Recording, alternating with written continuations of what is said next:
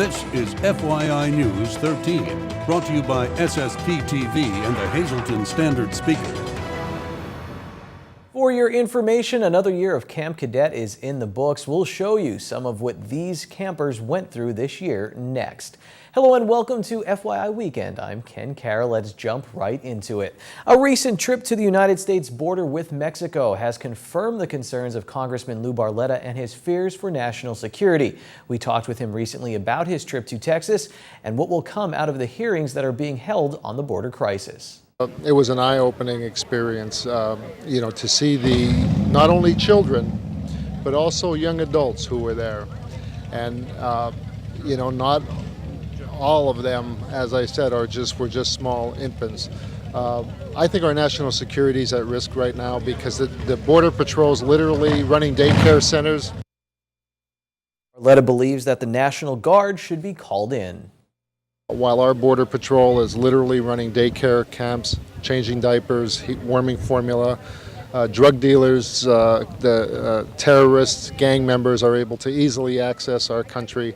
We need the National Guard on the border. There's no doubt in my mind after seeing what I saw. We need to make sure that if there are parents here, that's why the majority came into the country, these children and young adults, is because they already have somebody here illegally. We need to reunite them and send them home. And we also have to change a law that will allow our Border Patrol to stop the flow into the country. We cannot continue to allow people from all over the world simply to walk across the border and then become America's responsibility for taking care of everyone. What happens now after these hearings? You've been taking part in these hearings. What's the next step?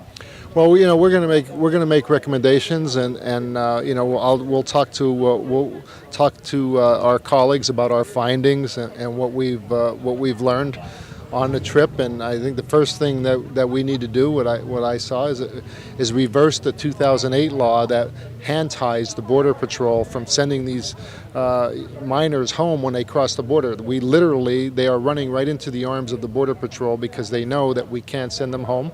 We give them a hearing date, and 90% abscond, 90% don't show up for the hearing date, and they're home free. We need to change that and continue. I'm not in support of what the president wants to do with the $3.7 billion because half of the money is just going to go to building more detention centers. That's not going to deter people from coming. We need to secure our borders. I've been saying that for a long, long time, from 2005 here in Hazleton, and I'm saying it now in Washington. We need to secure our borders before we put Americans' safety at risk.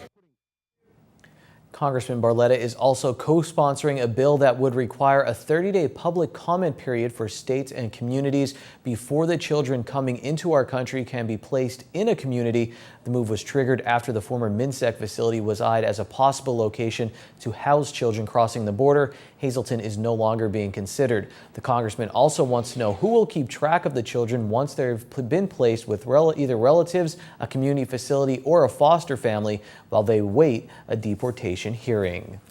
Well, it's a special camp designed for children interested in a career in law enforcement. Camp Cadet wrapped up this week at Penn State Hazleton, and FYI's Kulsum Khan was there and has this report. What do you say? Thank you, sir! Beautiful, good job. Sir or ma'am, that's how the children attending this summer camp are required to address their counselors. That's because this is Camp Cadet. The week-long program is held at the Penn State Hazleton campus and is staffed by state troopers as well as local police. The purpose of it is to teach children between the ages of 12 and 14 about careers in law enforcement. Most young people today just look as cops who arrest people. So this camp not only builds leadership and teamwork, but allows them to see the different avenues of law enforcement that are out there. And we've had many people have come through here and have gone into Pennsylvania State Police Academy and or local law enforcement or just anything in the law enforcement community. So we've seen quite a few. The program is similar to a police academy and includes some rigorous training. Most young people today, I can't sit there and say they want to run. So each morning they're up at 6 o'clock on their own. We come out, we do push-ups, sit-ups, calisthenics type activity. We probably run about 1.5 miles every day. The cadets are also not permitted to bring phones or have contact with family members during their time at the camp. This year's 92 participants come from the surrounding counties, including Carbon, Monroe, and Lower Luzerne County. It's an automated fingerprint identification system. The program includes a variety of activities. The cadets learn about forensics and looking for fingerprints. They also role play as police officers and conduct investigations at mock crime scenes. I like the different hands-on things that you get to do with the different classroom things. But not all the cadets are interested in going into law enforcement. I'd rather go into the Army. Why do you want to go into the Army? I would like to serve our country. Peters says that parents have responded well to the program. I think from what I'm understood, the sirs and the ma'ams stay for about 2 weeks when they get home, and then it kind of fades away. But I think they see a difference in their child, in their ability to how they carry themselves. I think they walk a little prouder, their chin's a little higher. After finishing the program, the cadets will go through a graduation ceremony held here at the Penn State Hazleton campus. The camp is held every year in July. Those interested in participating next year should submit an application. Some candidates will be selected for an interview and are then invited to join the program. We look for young people that are, good standing in school, their confidence in their stuff. It's how we feel about them in the interview regarding, if they're trying to help themselves onto a better life, we want to hope that maybe we can instill that and help them as well. Applications can be found at local schools, state police barracks, as well as online on the Pennsylvania State Police's website at www.psp.state.pa.us. Reporting for FYI, I'm Kulsum Khan. Thanks, Kulsum. A new show premiered Friday on SSPTV that features interesting places in the beautiful borough of Tamaqua. Sam Lassand hosts this half-hour journey to different places in the land of the running water. Here's a little preview of the show. This stop is at the Tamaqua Community Arts Center on Pine Street. But it is family-friendly atmosphere where you can come here and see a play, a musical act. You can paint, you can make pottery, you can do pencil sketching, you can do all these things. And here it is for you to use this gorgeous facility. And what more can you ask in a community? The arts is an integral part of life. For the first 2 years that we had the Arts Center, what we're standing in right now was the sanctuary of the old church. Thanks to the generosity of the Morgan Foundation, the Tamaqua Area Community Partnership, Pennsylvania Power and Light, and some other very generous donors, we were able to change this sanctuary into what you see right now. This stage is 12 feet deep, wall-to-wall, full backstage area, wall-to-wall carpeting throughout. It's all been painted, brand new theater lights, everything. And thank goodness, Sam, honestly, when we got this facility, I thought, this was my dream for this area up here. I thought I'd be dead by the time we'd get to that. But thank goodness I'm not, and here it is, yeah. Other stops on this Sam Lassand show include the Tamaqua Anthracite Model Railroad Club and the Howard D. Bueller Bungalow Pool, just to name a few. I remember going there to the pool growing up with my cousin Kelly, Uncle Tommy, and Aunt Linda. It's a good time at the bungalow. The show times for this show include Saturday at 1:30, 4:30, and 10:30 p.m. and Sunday at 2 a.m., 12:30 p.m., and 10 p.m. And now let's move on to news from the desk of the Greater Hazleton Chamber of Commerce. The Chamber's Women's Networking Committee is inviting all women to a self-defense and networking event Monday, August 4th from 7 until 8:30 p.m. at Mountain Valley Family Martial Arts on North Church Street in the Churchill Plaza on Route 309 in Hazleton. There's no experience necessary. Everyone is asked to wear appropriate attire. There is a $5 registration fee for chamber members and a $7 fee for non-chamber members. Proceeds benefit the annual Women's Empowerment Grant Fund. For more information, you can call the Chamber at 455-1509 or visit them at hazletonchamber.org. Now let's take a look at what you'll find in this weekend's Standard Speaker. On Saturday and Sunday, pick up the paper. You'll see a story about Luzerne County ranking last in the state for fingerprinting defendants after their arrest with fingerprints missing in more than 4 out of 10 cases. despite state law requiring suspected offenders to be fingerprinted within 48 hours of arrest, according to state records. And you can read all about that in the Standard Speaker, and you can go on to standardspeaker.com. FYI Weekend will be right back, and when we come back, we'll hang out with a volunteer from the Schuylkill County Fair as the fun gets ready to start next week. Speaking of fun in sports, we chill with Tux and the Penguins front office staff. This is FYI News 13, brought to you by SSPTV and the Hazleton Standard Speaker.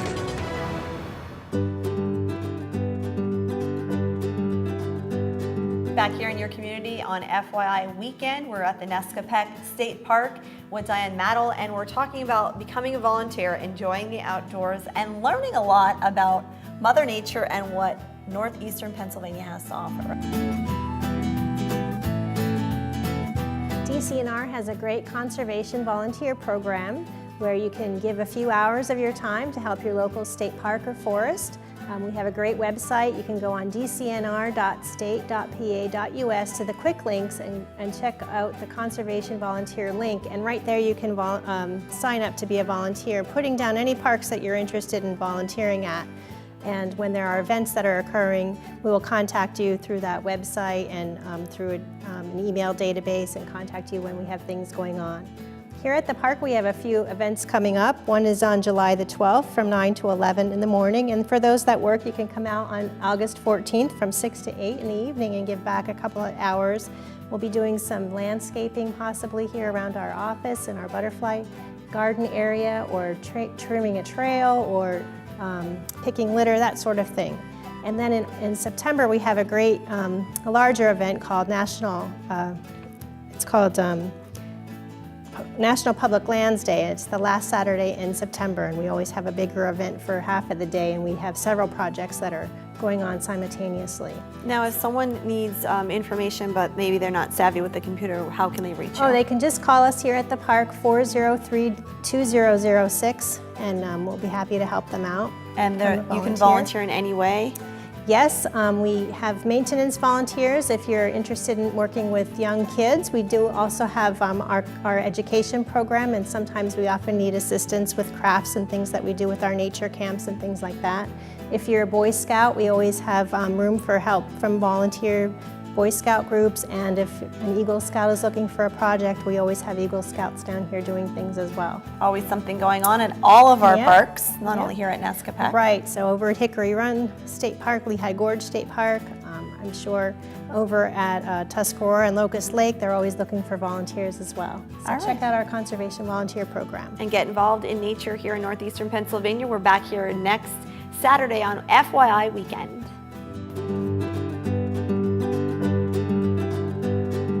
The Schuylkill County Fair begins next week on Monday. Michelle, you said the ribbon cutting at 4 p.m. at the Schuylkill County Fairgrounds, I believe. And we're joined now by Michelle Halabora and also Cassie Keller, who's over here, and Alicia Keller. Thank you guys for being with us. Michelle, let's start with you. You're a volunteer at the fair. You work for Schuylkill United Way, and you wanted to get out the message that the fair is, while it is about agriculture and that there is other stuff there, and people with all different backgrounds can volunteer at this thing. Right. I mean, I think it's really important that the community gets involved in the fair, and I think that as somebody who's from nonprofit world, nonprofit management, I certainly found my niche working with some of the youth exhibits and helping out with the kids' activities. And so I would encourage anyone who has any interest in being a part of the fair to reach out through our website and check it out, because it really is a place for everyone, and everyone needs ag, everyone eats, and so it is a part of everyone's life. Now, you get involved with kind of the arts section of the fair as well, because you have a background in arts. What do you do there, and how does that kind of keep you happy with volunteering? Well, I actually help with the youth exhibits, which is really unique because we have kids of all ages coming in and bringing different things, from crafts that they made to paintings to photography, which we've had a lot of photography recently. It really runs the gamut of anything that kids would want to do, and gives them some recognition over the summer when they're not in school. And it's a good thing maybe for parents to get their kids involved in, because then they're able to showcase their talents, everything from woodworking to painting. So there really is something for everyone if they want to register their kids to come and show their art. Now, you're also involved in the tractor pull, and you said it's probably pretty good you're not actually doing the tractor pull. Yes, because I'm frightened. Yes, and that's great. We have the truck pulls, which are Monday and Tuesday evenings, and then we also have the antique tractor pulls on Saturday. And so that's a great program for the kids that want to come out and get involved. It's good for them to come and see that, I think, and it's definitely a fun and enthusiastic crowd, so it's a fun time. So a neat time. And Alicia, you have a local business, you said, down there. Talk about your involvement with the fair and also your kids. You said it's a good way for them. They're banking some college money off of it. They're banking college money. We've been involved in 4-H for the past 5 years with the older kids. Cassie has been in it. This is her 3rd year in. Every year my kids do market animals. We take them to the fair. They raise them from when they get them until fair time. They're sold at the fair this year. The sale is Thursday. 7 p.m. We have a bidders dinner that the kids actually serve to help introduce themselves to the buyers and ask them to bid on their animals. And this year you said it's a dairy beef calf that you have, Cassie. Talk about your responsibilities. What did you have to do with the calf? Tell me about what you had to do to make sure this calf was all right and ready for sale. Well, the hardest part was when it was little, I had to bottle feed it because it wasn't able to drink out of a bucket yet, and well, it was just kind of hard because he was a little bit afraid of us, and he. But you got through it. You made it through that phase, and now already at the Schuylkill County Fair. Guys, thank you so much. There's something for everyone at the Schuylkill County Fair, so make sure you stop by. Michelle has been going to the fair since she was a kid, so I asked her what she looks forward to every year, and you can hear her answer now at facebook.com/FYI News 13.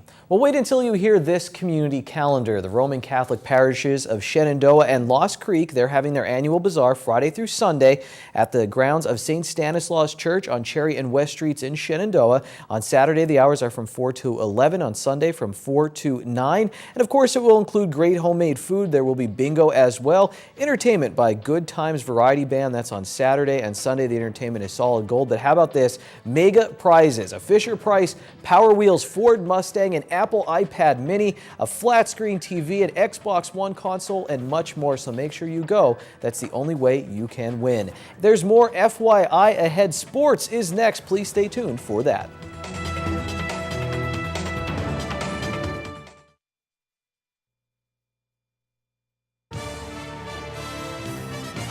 This is FYI News 13 Sports.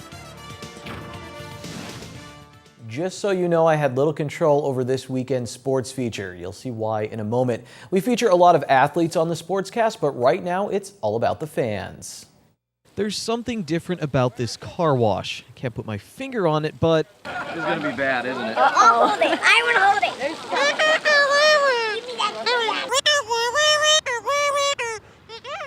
Kristen Johnson.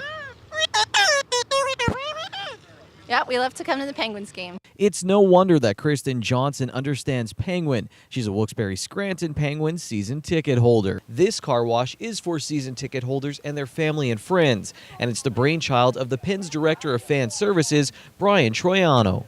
The idea was to kind of give back to our season ticket holders. You know, they support us year in and year out, come out during the cold winter months, you know, and support us through the playoff runs we've been having the last several years. So just a way to give back to the season ticket holders. Before landing in Wilkes-Barre, Troiano worked for the Pittsburgh Pirates. A native of the Steel City, it was the local hockey team that helped get him to where he is today. Growing up, I was born in '83, so coming up in the early '90s, watching, the Stanley Cup teams with Lemieux and Larry Murphy, Paul Coffey, those guys, huge influence on me and wanting to work in sports. This is the second time the Penguins have done a car wash for their season ticket holders, and the response was overwhelming. But people aren't just lining up for a clean car and a free hot dog courtesy of the Penguins. But you can definitely see, more people getting involved in hockey. Our facility here at Cole Street has, more and more young kids signing up for hockey every year, and even the adult men's leagues and the recreational hockey people are coming out in droves to Cole Street. Okay, you may think Troiano's views may be a bit weighted since he works at Cole Street with this guy. But here's proof from someone else with Pittsburgh ties who's been a season ticket holder with the team since it formed in 1999. Well, my dad was from Pittsburgh, and that's how we became hockey fans, and he was so excited when the Penguins came here to Wilkes-Barre and I met Brittany about a year ago, and she got really into hockey, and she's now a goaltender. I started really loving it actually watching the Penguins, and all I could focus on were the goalies, so figured why not try it, and I just fell in love with it. What do you like about being in goal? You get to be crazy without people judging you. I do believe there's another position in the organization you can take where you get the same benefit. Tux is he's a good showman. Gets people a little more wet than they need to be, but it's always good to have him around. It's just another day of generating hockey excitement on Cole Street. Now, if you're interested in Penguins season tickets, there are still some great seats available, and for information, go to the Penguins website and click on tickets. Well, I want to leave you with our tweet of the weekend. It's a good thought for the weekend and beyond, I guess. It's from the University of Illinois head football coach Tim Beckman, but the quote comes from the Philadelphia Eagles head coach Chip Kelly. He says, "Everybody has the same amount of time during the day. You can either spend your time or invest it." FYI Weekend still has some time left. We'll be right back. It's the weekend, and I love sitting at a high top, ordering some delicious apps and having a few beverages with my friends at Bottlenecks, where they have an awesome atmosphere with awesome food. Hello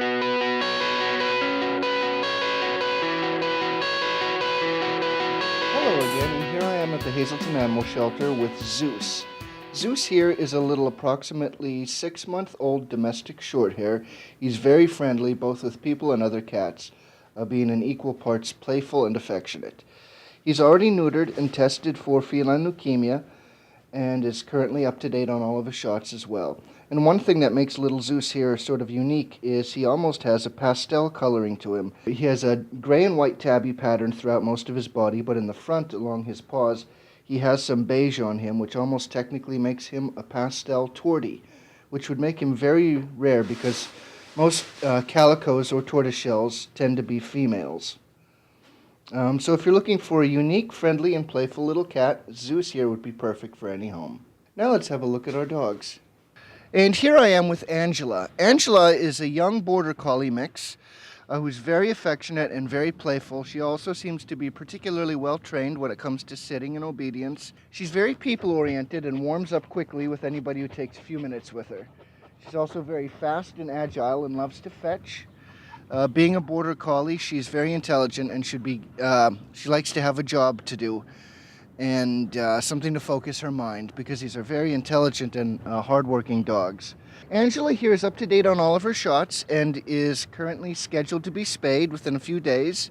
One thing very unique about Angela is her appearance, the way she looks. You can see the tips of her ears are very small compared to most other dogs. This isn't actually a result of breed or anything. We believe that this is actually caused by frostbite. On her back left paw, you can see the tips of her toes are gone, indicating similar trauma. Despite what she's been through, Angela here is a very affectionate and loving dog, very quick to love and trust basically anybody, and she seems to do all right with other dogs as well. If anyone at home is interested in Zeus, Angela here, or any of the other animals up for adoption at the Hazleton Animal Shelter, just come down to 101 North Poplar Street here in Hazleton.